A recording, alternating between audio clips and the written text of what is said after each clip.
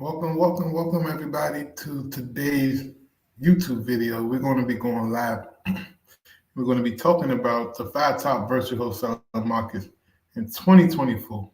So if you're trying to find a place to set up shop, or if you've just been struggling to, figure out where you want to put your marketing dollars, we're going to show you and tell you exactly where you should go and why you should go and the reasons behind it. So if this your first time joining me on YouTube, do me a favor, subscribe to the channel, like the video, and just make a comment, right? Give us your opinion, give us your feedback. That'll be greatly appreciated. Uh, if you are in Facebook groups and you feel like this information is valuable, do me a favor and share this out to whatever Facebook groups that may be. Today's episode is sponsored by PropStream. Get your free 7-day PropStream by clicking the link in my bio. They're going to take good care of you. Now, I know you're probably wondering, um, I get this question at least 30, 40 times a week from different people. Yo, where should I start? Where should I set my VA up at? What list should I pull? All of this stuff. And um, I'm here to tell you there's a bunch of different cities and places. We're looking at multiple things when we're talking about a market. Economic infrastructure. Is there any private sectors? Is there any government presence? Is there any affordability? And that's the drivers that make a decision that, hey, this is a good market or a good place to invest my marketing dollars into. So a lot of people don't understand that you know there are so many different markets all around the country. You just got to get in where you fit in, right? So let's start off with number one. Our number one place I recommend is somewhere in the Midwest, right? Indianapolis, Indiana. And the reason is the economic infrastructure uh, is really known for its robust transportation infrastructure with major highways like I-695, I-74 intersecting directly through the city. The private sector, the city boosts with it's a diverse economy. So it has really strong advanced manufacturing, technology, and life science. So that's something that you really want to look into to figure out what's pumping this economy to make investors want to continue to fix and buy houses and to make investors want to continue to buy and hold houses. Because your job is to keep supplying them with that inventory.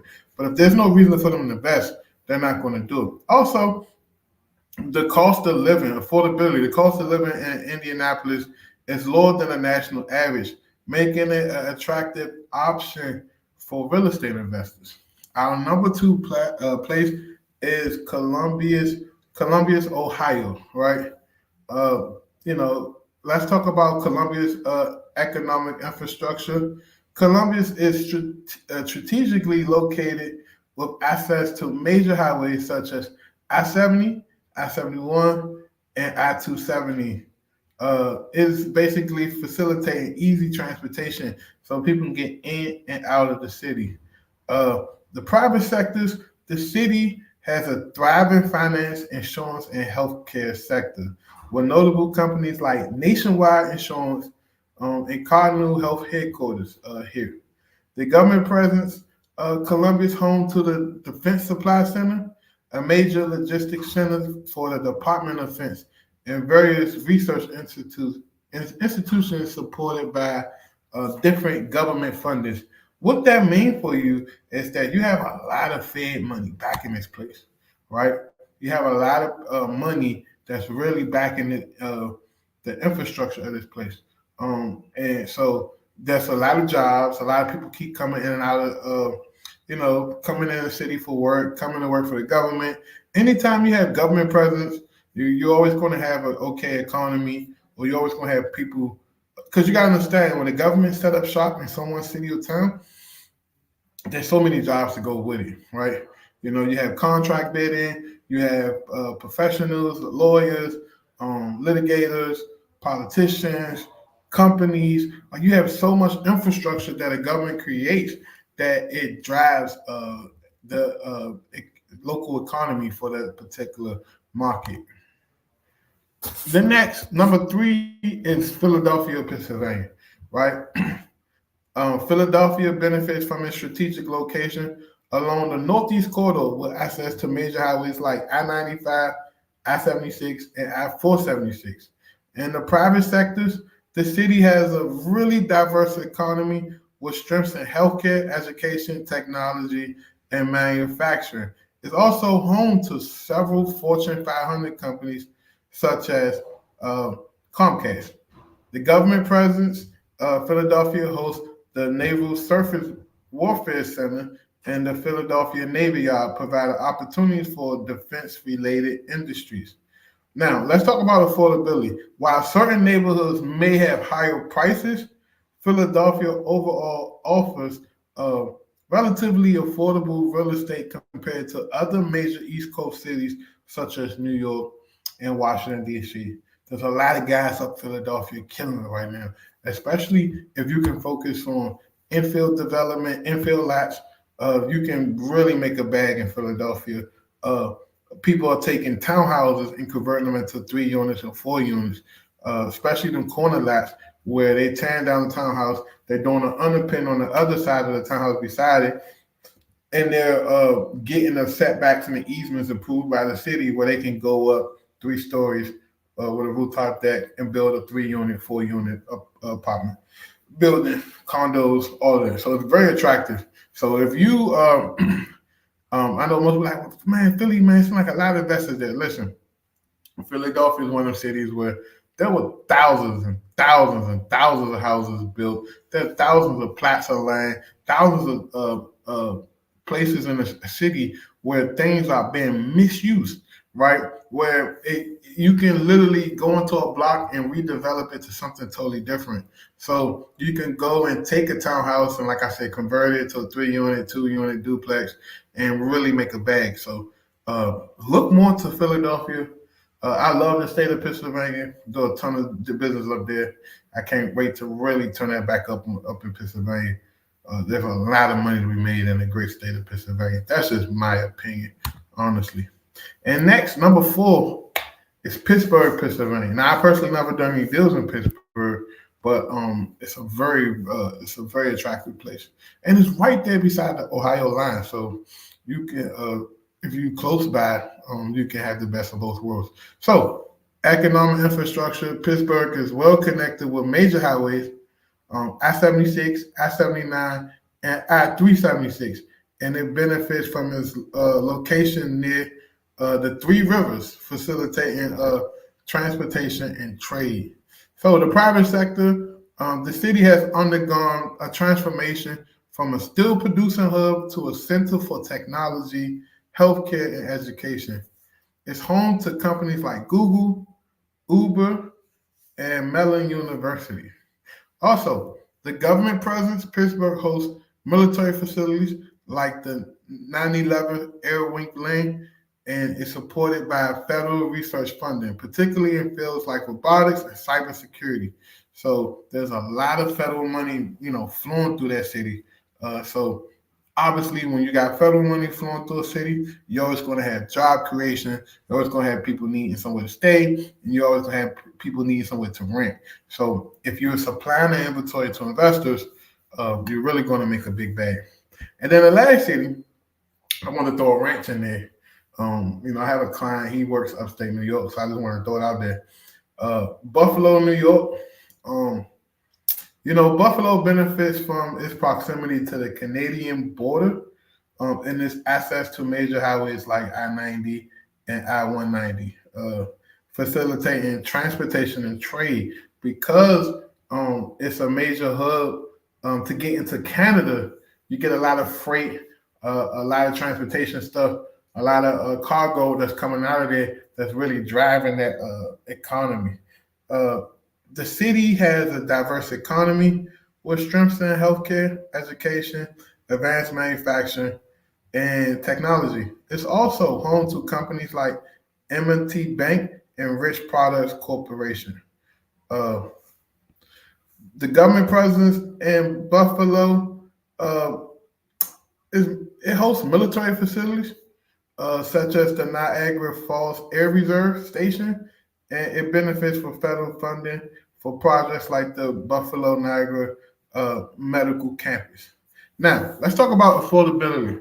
Buffalo offers affordable real estate prices compared to other cities in the Northeast, making it an attractive option for investors looking for value. So, all up and down the East Coast, you get a lot of investors looking for turnkey properties, looking to just pop money from out the IRA, or you get like a high income earners like lawyers, doctors, TV, movie producers that go up and down like Pennsylvania, New York, and they just buying up stuff. They just buying up properties because they need that depreciation, and because they'd rather just buy a property and make $500 a month on the cash flow than rather see the government tax them all of this money. So that's my list of five for 2024. You can, once you understand how economies move and you understand how money flows, money is similar to like water current. Like it flows, it moves just like the tide. And once you understand that, then you'll know that you can pick up and go over there and set up shop. That's the beautiful thing about virtual wholesaling. There isn't no commitment to be stuck in any particular market. You literally can be in the Midwest, you can be in the South, you can be in the Northeast. It's solely up to you. So once you figure out your rhythm and what's working, now I don't recommend you guys going out here and marketing to 10 cities at one time, unless you have a big enough operation and you're producing leads. So the biggest issue, once you figure out your market, is you need to figure out how to get consistent leads coming in. So that way you can make offers every single day. If you're not making offers every day in your business, you don't really have a business, because offers equals opportunities, and opportunities equals money or potential payday.